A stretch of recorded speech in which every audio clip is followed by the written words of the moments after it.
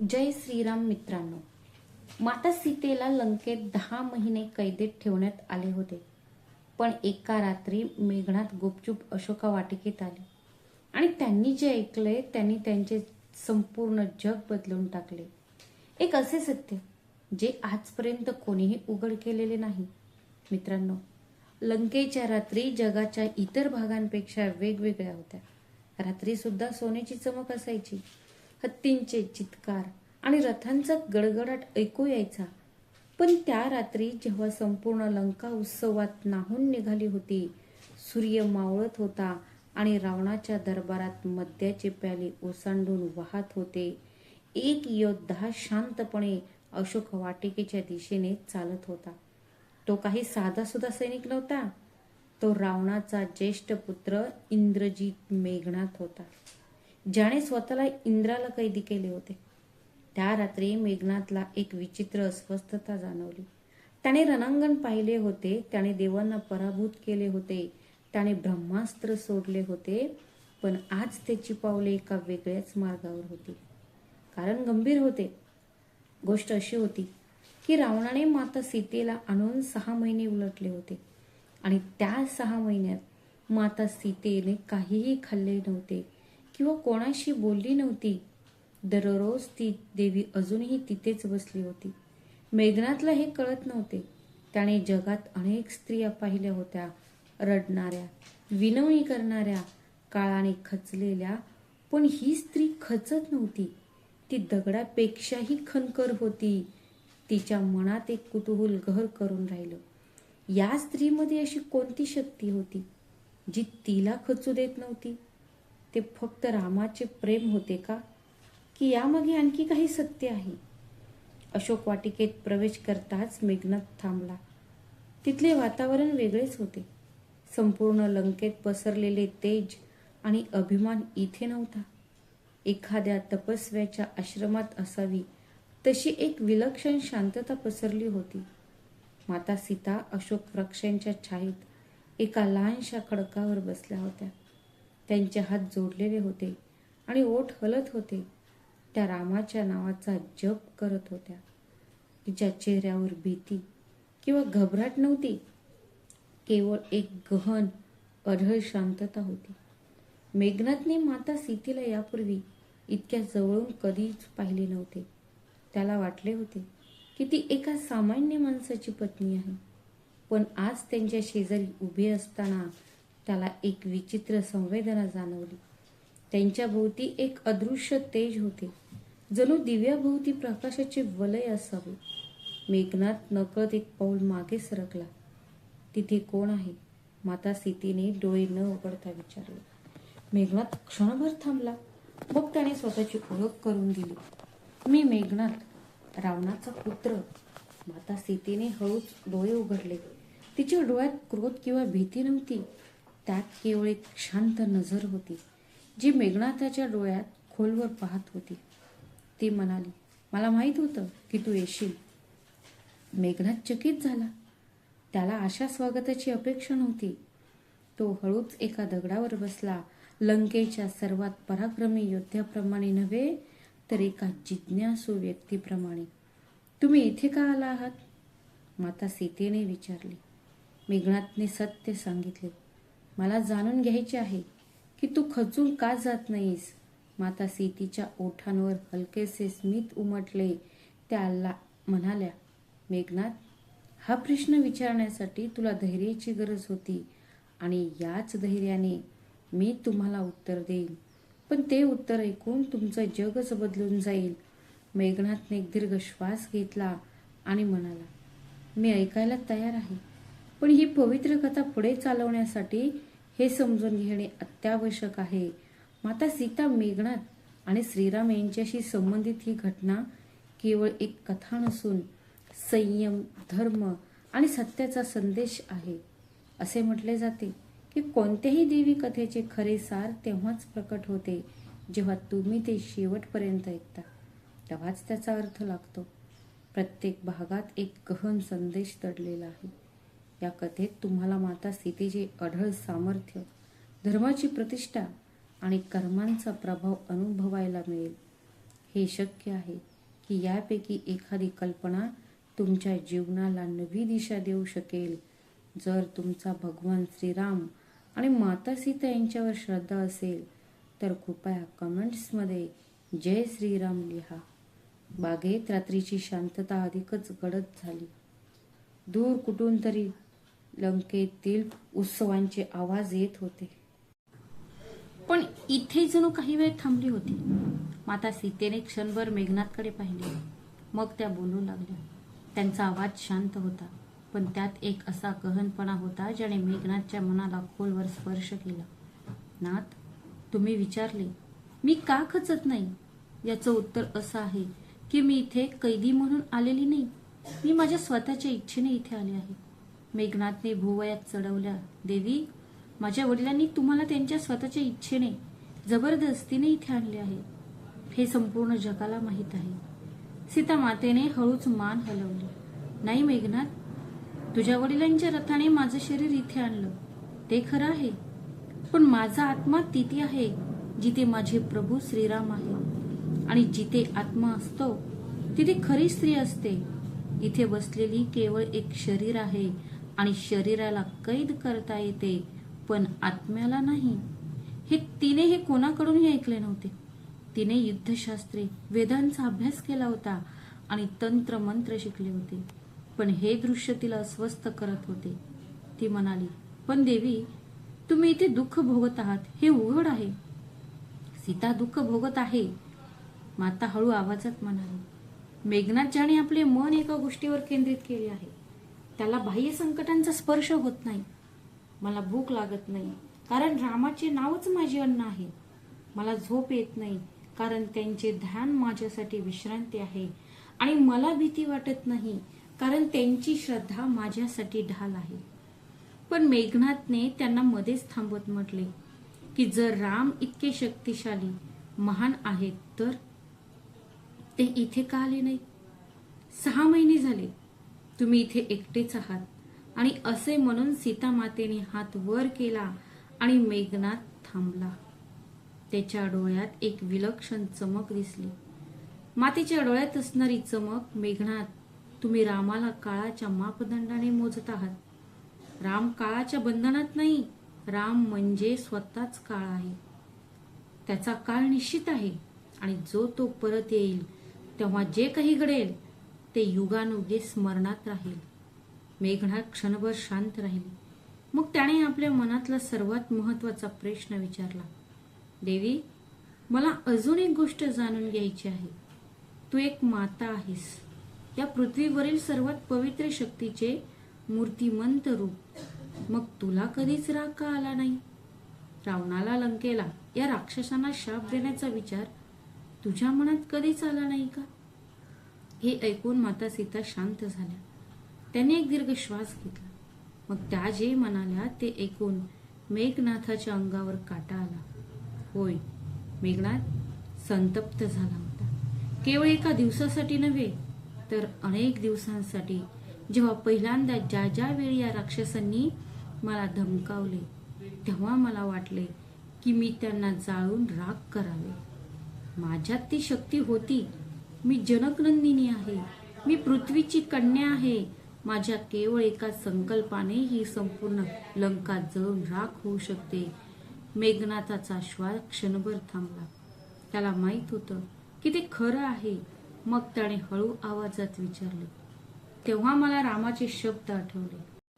सीता म्हणाली, ते एकदा म्हणाले होते, सीते, आपल्या शक्तीचा वापर केवळ धर्माच्या रक्षणासाठीच कर.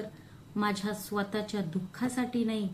तर मी थांबले, कारण जर मी माझ्या शक्तीने लंका जाळली असती तर रामाच्या धर्माविरुद्धच्या युद्धाचा मूळ उद्देशच नष्ट झाला असता.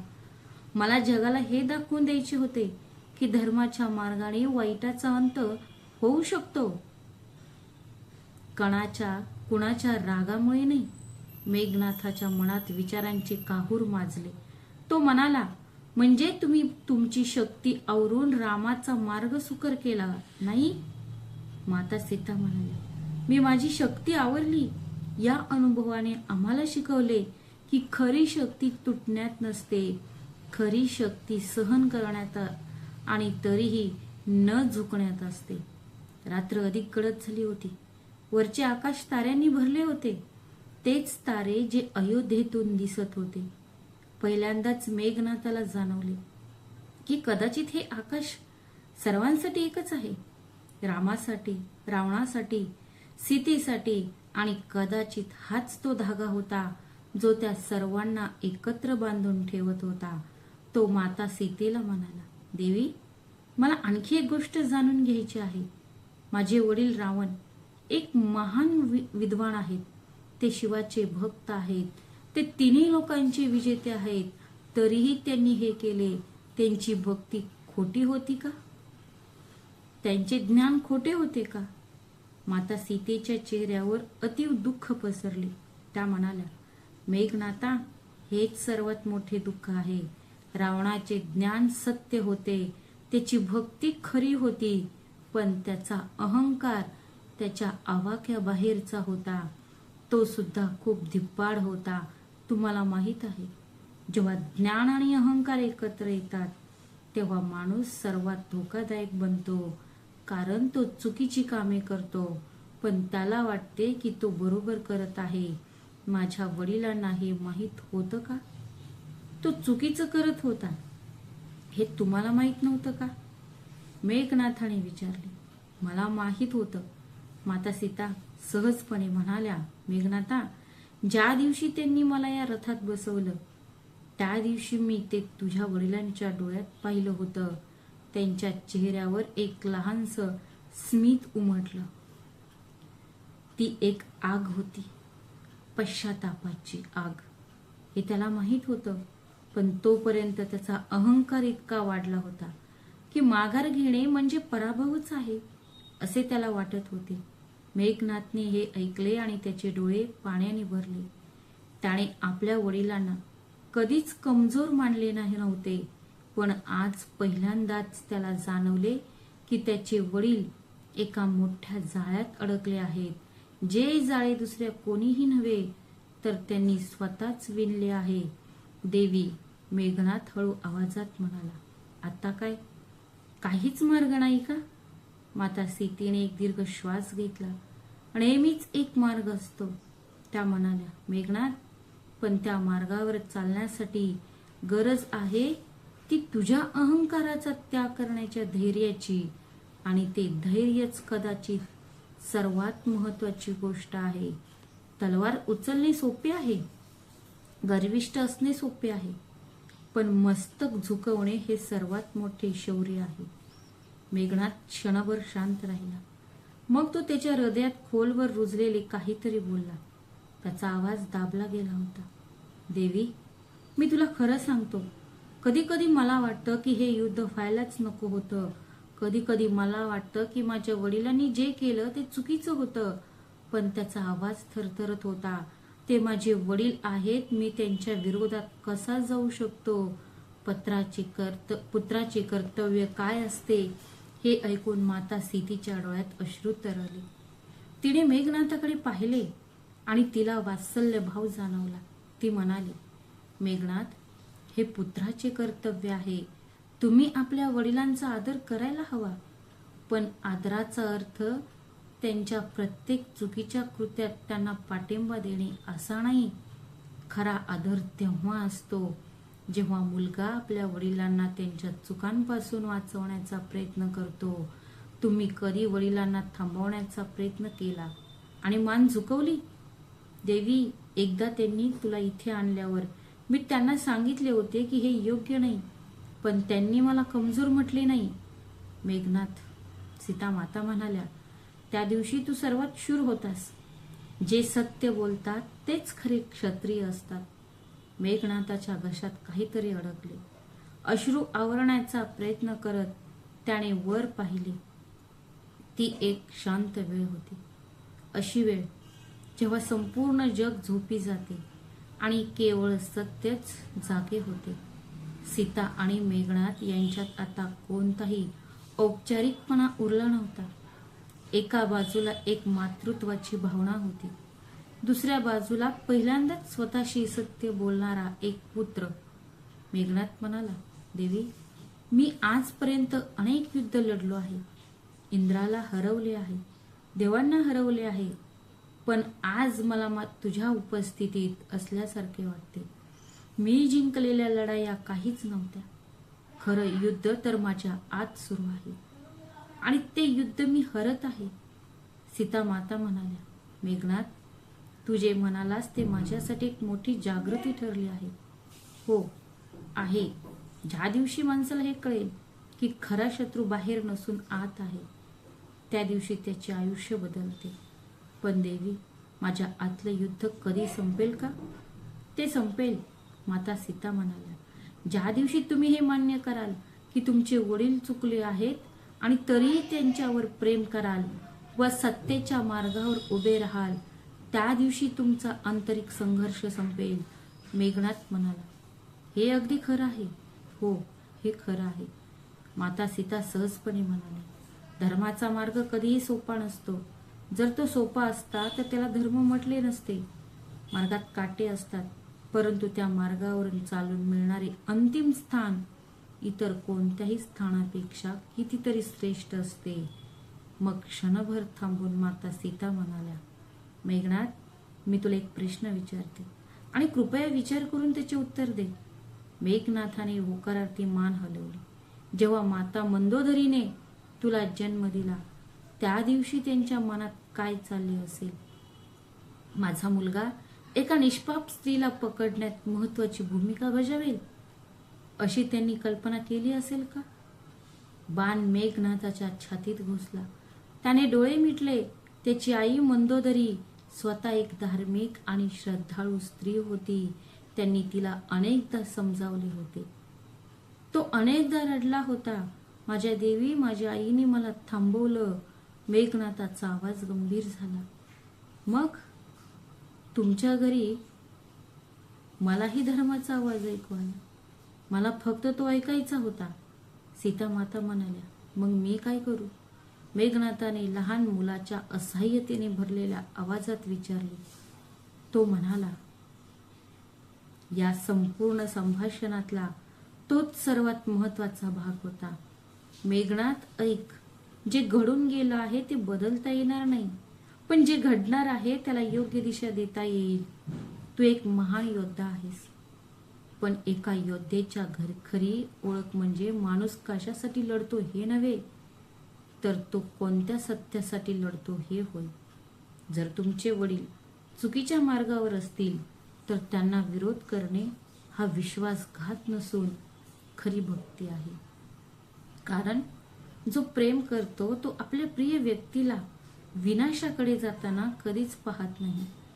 मेघनाथ म्हणाला, देवी, हे युद्ध आता थांबू शकत नाही का? माता सीता म्हणाल्या, मग युद्ध थांबेल जेव्हा एक बाजू सत्य स्वीकारते, तेव्हाच हे शक्य होते. पण जोपर्यंत अहंकार शिल्लक आहे तोपर्यंत युद्ध थांबणार नाही. मग तो असे काहीतरी म्हणाला जे मेघनाथाच्या मनाला खोलवर भेटले आणि मेघनाथ या युद्धाला सामोरे जाण्यास तयार झाला. मला परिणाम माहीत आहे. राम येईल आणि जेव्हा तो येईल तेव्हा तो फक्त मला न्यायला येणार नाही. तो अहंकाराच्या या जाळ्यात अडकलेल्या सर्वांना मुक्त करायला येईल. मेघनाथाला धक्का बसला. त्याने विचारले, देवी, माझ्या वडिलांना ही मुक्ती मिळेल का? होय, माता सीता शांतपणे म्हणाल्या. राम केवळ शत्रूचा नाशच करत नाही, तर ते मुक्तीचा मार्गही दाखवतात. रावण एक महान विद्वान आहे. तो आयुष्यभर रामाचे अनुसरण करत राहिला. त्यांनी ते स्वतःच्या हातांनी शोधून काढले. हेच या कथेतील सर्वात मोठे गूढ आहे. ती पहाटेच्या आधीची वेळ होती, जेव्हा आकाश पूर्णपणे रात्रीही नव्हते आणि पूर्णपणे दिवसही नव्हते. एका स्थित्यंतराच्या क्षणी जणू काही एक संगमच. सीता आणि मेघनाथ यांच्यातील शेवटचा संवाद कोणत्याही धर्मग्रंथात लिहिलेला नाही, पण जो तो क्षण अनुभवतो त्याला धर्मग्रंथाची गरज नसते. मेघनाथ आले, पण माता सीता म्हणाल्या, अजून एक गोष्ट ऐका. मेघनाथ खाली बसले. तुम्ही विचारलत की मी इथे का थांबले आहे. मी का खचत नाही, तर ऐका, हेच सत्य आहे. माता सीतेच्या डोळ्यात एक वेगळी चमक होती. म्हणूनच मी इथे आहे, कारण ते माझं नशीब होतं. जेव्हा मी जनकाची कन्या झाले, जेव्हा माझं रामाशी लग्न झालं, जेव्हा आम्ही वनात गेलो, प्रत्येक पावलावर मला प्रश्न पडायचा, हे माझ्या सोबतच का घडत आहे. पण तुम्हाला काय समजले? मेघनाथने विचारले की जगातील सर्वात पवित्र संदेश धर्म, सत्य आणि भक्तीचा आहे. जोपर्यंत कोणी संकटातून जात नाही तोपर्यंत जग ते ऐकत नाही. जर माझ्या आयुष्यात फक्त सुखच जगले असते तर मी राजवाड्यात राहिले असते, तर जगातल्या कोणत्याही स्त्रीने माझे ऐकले नसते.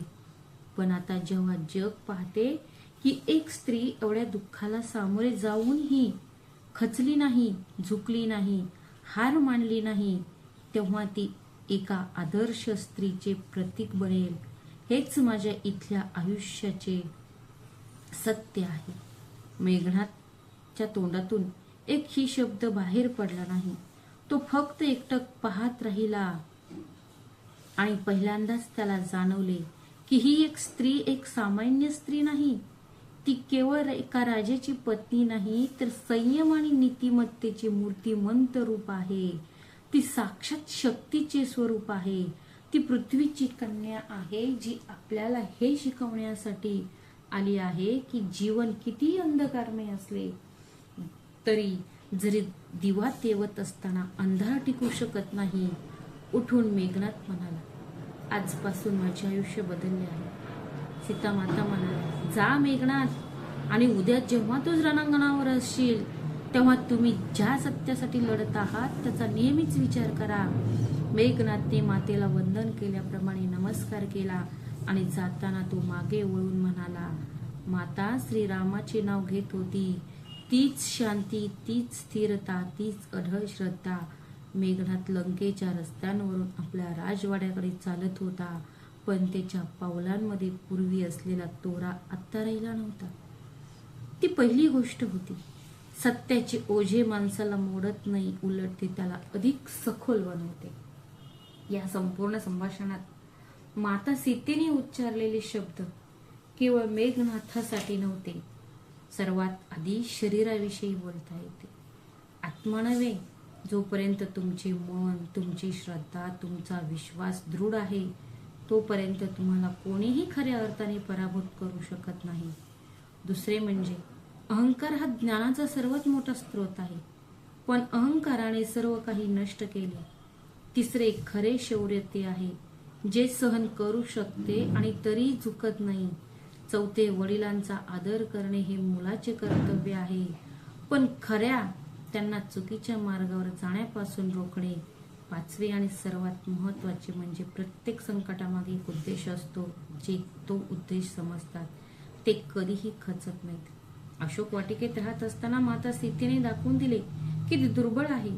तिने हे सिद्ध केले की जेव्हा एखाद्या स्त्रीमध्ये श्रद्धा, नीतिमत्ता आणि प्रेम असते तेव्हा जगातील कोणतीही शक्ती तिला वश करू शकत नाही. मित्रांनो, तुम्ही आत्ताच सीता आणि मेघनाथ यांची कथा वाचली आहे.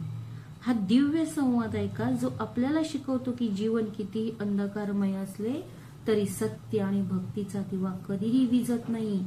मेघनाथ आणि माता सीता यांच्यातील हा संवाद आपल्या समानतेचा पुरावा आहे आणि आपण हे विसरता कामा नये की आपल्याला या मर्यादेपेक्षा पर्यंत घेऊन जाते, जिथून आपल्याला श्रीरामांचे विचार समजू लागतात. त्यांच्या नावाच्या सामर्थ्यामुळे सीतेने लंकेतही आपला धर्म सोडला नाही. श्रीराम हे एकमेव होते. ते केवळ एक पती नव्हते, ते एक प्रतिष्ठेचे मूर्तिमंत रूप होते. म्हणजेच प्रत्येक परिस्थितीत प्रतिष्ठा जपणारा एक माणूस, त्याच्या प्रत्येक शब्दात एक गहन धडा दडलेला होता, जो आधुनिक युगात जितका समर्पक होता तितकाच आजही आहे. चला तर मग प्रत्येक वचन ऐकूया आणि ते आपल्या जीवनात अंमलात आणूया. आयुष्यात पहिला प्रश्न हाच निर्माण होतो की काय करावे आणि काय करू नये. जेव्हा दोन मार्ग असतात आणि दोन्ही आपलेच वाटतात. श्रीरामांनी या भटकंतीबद्दल सखोलपणे सांगितले आहे. ते म्हणाले की ज्या कर्मांमुळे त्या काळ आनंद मिळतो पण नंतर पश्चाताप होतो ती कर्मे आणि जी कर्मे अवघड वाटतात ती सोडून देण्यासारखी आहेत. पण नंतर शांती देणे हे धर्माचे कर्तव्य आहे. ही म्हण आजही आपल्याला शिकवते की आयुष्यातील सर्वात मोठी चूक म्हणजे सोपे मार्ग शोधणे. जो मार्ग कठीण असतो तोच अनेकदा सर्वोत्तम असतो. श्रीराम जेव्हा त्यांना वनवासात पाठवण्यात आले तेव्हा त्यांची इच्छा असती तर त्यांनी विरोध केला असता. ते राजा दशरथाचा लाडका पुत्र होता. अयोध्येतील लोक त्यांच्यावर प्रेम करत होते, पण त्यांनी ते स्वीकारले कारण त्यांना माहीत होते की वडिलांचे वचन पूर्ण करणे हे त्यांचे कर्तव्य होते आणि नीतिमत्तेपेक्षा मोठे कर्तव्य दुसरे कोणतेही नव्हते. त्या दिवशी त्यांना हे शिकवले की जेव्हा सुख आणि नीतिमत्ता यापैकी एकाची निवड करण्याची वेळ येते तेव्हा सुखाची निवड करावी. पण धर्म आयुष्यभर तुमच्या सोबत राहील. वनात क्रोधित झालेल्या लक्ष्मणाला श्रीरामांनी सांगितले, आणखी एक वचन लक्ष्मणा, कर्तव्य म्हणजे तुझे निवडतोस ते नव्हे. यावेळी या परिस्थितीत या ठिकाणी तुमच्याकडून जी अपेक्षा केली जात आहे तेच तुमचे कर्तव्य आहे. तुमच्या इच्छा आणि कर्तव्य यांची सरमिसळ करू नका, नाहीतर तुमच्या इच्छाही पूर्ण होणार नाहीत आणि कर्तव्यही पूर्ण होणार नाहीत. आपल्याला जे आवडते ते करण्याची इच्छा आपल्याला अनेकदा असते, पण जीवनाची मागणी त्या क्षणी जे आवश्यक असते तीच असते. या दोन्हींमध्ये संतुलन साधणे हीच जीवन कला आहे. श्रीरामांचे आणखी एक अनमोल वचन येथे आहे, जो मनुष्य दुसऱ्यांना त्रास होत असताना गप्प राहणे हे धर्माचे पालन नाही, तो केवळ स्वतःच्या सोयीचा विचार करत असतो. जेव्हा त्याने अर्षींना वनात राक्षसांकडून त्रास होताना पाहिले तेव्हा तो तात्काळ त्यांच्या मदतीला धावून आला. त्यांच्यासाठी इतरांचे दुःख हेच त्याचे स्वतःचेच दुःख होते आणि याच गोष्टीने त्याला एका सामान्य राजकुमारापर्यंत एका थोर आणि प्रतिष्ठित पुरुषात रूपांतरित केले. श्रीरामांचे सीतेवरील प्रेम केवळ पती पत्नीचे नव्हते, ते एक आदर्श होते. ते एकदा म्हणाले होते की प्रेम ही अशी गोष्ट नाही जी सुखात तुमची साथ देते. प्रेम ही अशी गोष्ट आहे जी दुःखातही तुमच्या प्रिय व्यक्तीला विसरत नाही. मी सीतेला शोधत आहे, ती माझी पत्नी आहे म्हणून नाही, तर जोपर्यंत मला वेदना होतात तोपर्यंत माझ्या मनाला शांती मिळत नाही. हा श्लोक आपल्याला शिकवतो की खरे प्रेम निस्वार्थी असते. खऱ्या प्रेमात दुसऱ्याचे दुःख आपलेच होते. श्रीरामांनी मैत्रीबद्दलही बरेच काही सांगितले आहे. जेव्हा त्यांनी सुग्रीवाशी मैत्री केली तेव्हा ते म्हणाले, मित्र तो असतो जो तुमच्या सामर्थ्यात तुमचा सोबती आणि तुमच्या दुर्बलतेत तुमचा आधार असतो. जेव्हा विभीषण रावणाला सोडून रामाकडे गेला तेव्हा अनेकांनी त्याच्या या स्वीकृतीवर प्रश्नचिन्ह उपस्थित केले. राम जे म्हणाले ते आजही मार्गदर्शक ठरते. असत्याचा त्याग करून सत्याचा स्वीकार करणाऱ्याला दूर ढकलणे हा सत्याचा अपमान आहे. मी शत्रूच्या भावाकडे पाहत नाहीये, मी अशा व्यक्तीकडे पाहत आहे जो माझ्या अहंकारापेक्षा धर्माला प्राधान्य देणारा आहे. हेच शौर्य आहे. हा श्लोक आपल्या माणसाला त्याच्या कुटुंबावरून नव्हे तर त्याच्या कृतीवरून पारखायला शिकवतो. रामाचे आणखी एक अत्यंत महत्वाचे वचन आहे. मी सीता मातेला पहिल्यांदा भेटले तेव्हा सीते, तू माझी अर्धांगिनी आहेस. याचा अर्थ माझे अर्धे शरीर. याचा अर्थ असा नाही की तू माझी सावली आहेस. याचा अर्थ असा आहे की तुझ्या सोबत मी पूर्ण आहे. मी जिथे आहे तिथे तू आहेस आणि तू जिथे आहेस तिथे मी आहे. हे प्रेम नाही, हे एकरूपत्व आहे. हे वचन प्रत्येक वैवाहिक जीवनासाठी एक आदर्श आहे. जेव्हा दोन व्यक्ती एकमेकांना पूर्ण करतात तेव्हाच ते खरे घर बनते. आयुष्यातील सर्वात महत्वाची गोष्ट रागावर नियंत्रण ठेवणे हे एक कठीण काम आहे. या विषयावर प्रभू राम यांचे मार्मिक विचार आहेत. एकदा जेव्हा लक्ष्मण रागाच्या भरात काहीतरी करणार होता तेव्हा रामाने त्याला थांबवून म्हटले, हे असं आहे ते आधी ज्याच्या आत वास करतं त्यालाच जाळून टाकतं. तुम्हाला वाटतं की तुम्ही तुमच्या शत्रूला नष्ट करत आहात, पण आधी तुम्ही तुमची सद्विवेक बुद्धी, मग तुमचा धर्म आणि शेवटी तुमचा स्वतःचा नाश करता. ही म्हण आजही अत्यंत समर्पक आहे. जेव्हा आपण क्षुल्लक गोष्टींवरून रागावतो तेव्हा आपण मोठे नुकसान करतो. संयमाविषयी प्रभू राम म्हणाले, जो संकटातही शांत राहतो त्याचे जीवन धन्य होते. देव सुद्धा ज्ञानाचे कौतुक करतात. घाबरल्याने समस्या सुटत नाहीत, त्यामुळे त्या फक्त अधिक मोठ्या वाटू लागतात. मन शांत असेल तरच सुटकेचा मार्ग दिसू शकतो. सीतेच्या अपहरणानंतर सर्वत्र निराशेचे वातावरण पसरले होते. तरीही राम अविचल राहिले. त्यांनी प्रत्येक पाऊल टाकले, मित्र जोडले आणि प्रत्येक अडथळ्यावर मात केली. आंतरिक शांतीबद्दलचा हा आणखी एक धडा. हे एक गहन विधान आहे. लगाम नसलेला मन हा सर्वात धोकादायक घोडा आहे. पण जो या घोड्यावर नियंत्रण मिळवायला शिकवतो तो जगात कुठेही जाऊ शकतो. तो काहीही साध्य करू शकतो. मनावर नियंत्रण मिळवणे ही सर्वात मोठी तपश्चर्या आहे. त्यापेक्षा मोठी प्रतिज्ञा नाही. रामाने हे आयुष्यभर दाखवून दिले. सिंहासन मिळाल्यावर तो गर्विष्ठ झाला नाही. वनवासात असताना तो रडला नाही. पत्नीच्या अपहरणाने तो विचलित झाला नाही. त्यांचे ध्यान मनावर होते आणि म्हणूनच त्यांना पुरुषोत्तम म्हटले जात असे. रामाने आपल्या भावांना सांगितलेली आणखी एक म्हण, जेव्हा कोणी तुमच्याबद्दल वाईट बोलतो तेव्हा लगेच प्रत्युत्तर देऊ नका. सर्वात मोठे उत्तर म्हणजे ते खरं आहे. काय सत्य आहे ते काळानुसार समोर येईल आणि काय असत्य आहे ते काळानुसार नाहीसे होईल. तुमची कर्मेच तुम्हाला निर्दोष ठरवतील. तुम्हाला स्वतःसाठी बोलण्याची गरज नाही. श्रीराम एक राजा होते आणि त्यांची शासनाची तत्वे आजही सुसंगत आहेत.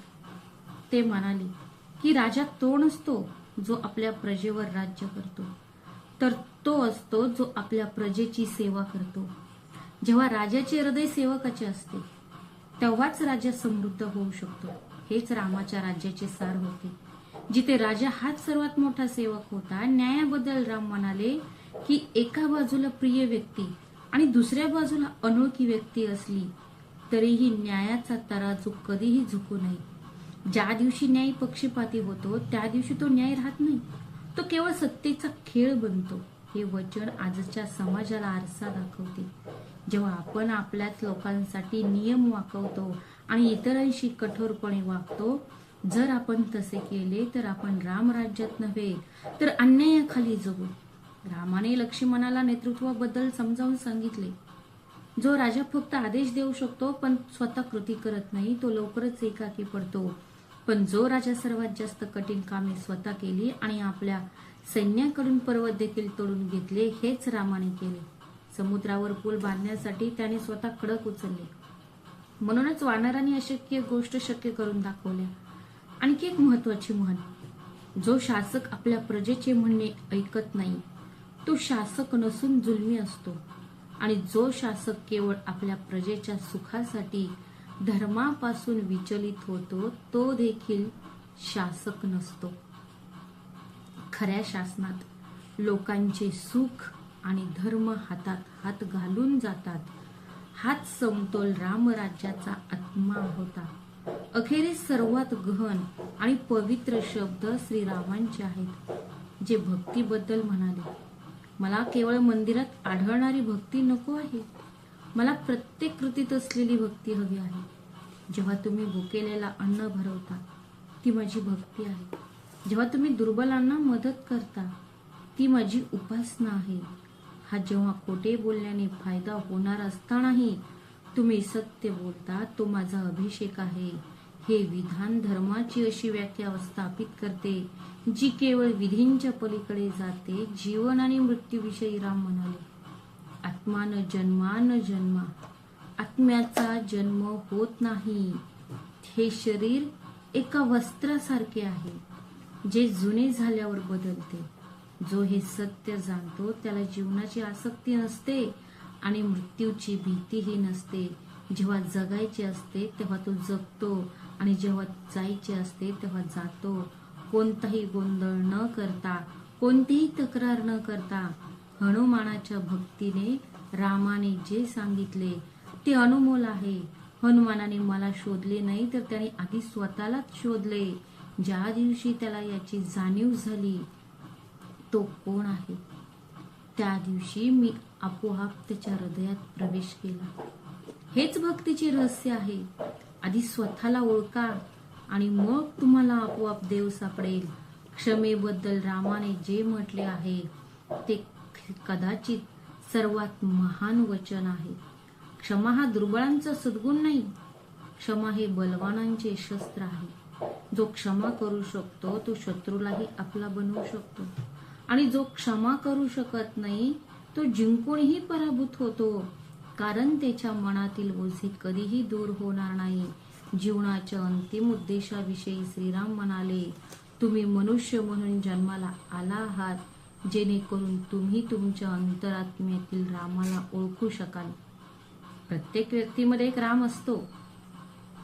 एकच सत्य, एकच धर्म आहे, एकच प्रेम आहे. जेव्हा तुम्ही हे ओळखता तेव्हा तुम्ही राजा असा किंवा भिकारी, तुमचे जीवन यशस्वी होते. मित्रांनो, हे श्रीरामांचे शब्द होते जे प्रत्येक युगात आणि प्रत्येक परिस्थितीत आपल्यासाठी खरे आहेत. जेव्हा धर्म आणि जेव्हा तुम्हाला सुख आणि सुख यांपैकी एकाची निवड करावी लागते तेव्हा रामाचे शब्द आठवा. जेव्हा क्रोध उत्पन्न होतो तेव्हा रामाचे शब्द आठवा. जेव्हा नाती तुटू लागतात तेव्हा रामाचे शब्द आठवा. आणि जेव्हा जीवनाचा अर्थ सुचतो तेव्हा रामाचे शब्द आठवा. सीता मेघनाथला सत्य प्रकट करते. रामायण. मित्रांनो, आजची गोष्ट इथेच संपते. माता सीतेची अढळ श्रद्धा, मेघनाथांचे प्रबोधन आणि श्रीरामांचे अनमोल शब्द या केवळ कथा नाही, त्या आपल्या जीवनाचा आरसा आहे. जेव्हा कधी तुम्ही मेघनाथांसारख्या द्विधा मनस्थितीत असाल, जेव्हा तुम्हाला मार्ग दिसत नाही असे वाटेल, जेव्हा तुमच्या सभोवताली अंधार पसरला आहे असे वाटेल, तेव्हा माता सीतेचे वचन आठवा. शरीर कैदेत होते, आत्म्याचा नाश होऊ शकत नाही. आणि श्रीरामांचे हे वचन लक्षात ठेवा. धर्माचा मार्ग कठीण आहे पण त्यावर चालणारा कधीही एकटा नसतो. मित्रांनो, जर तुम्हाला आमचा व्हिडिओ आवडला असेल तर व्हिडिओला लाईक करा, शेअर करा आणि आमच्या चॅनलला सबस्क्राईब करायला विसरू नका. भेटूया अशाच आणखी एका नवीन कथेत. तोपर्यंत स्वतःची आणि तुमच्या प्रियजनांची काळजी घ्या. श्री स्वामी समर्थ. धन्यवाद.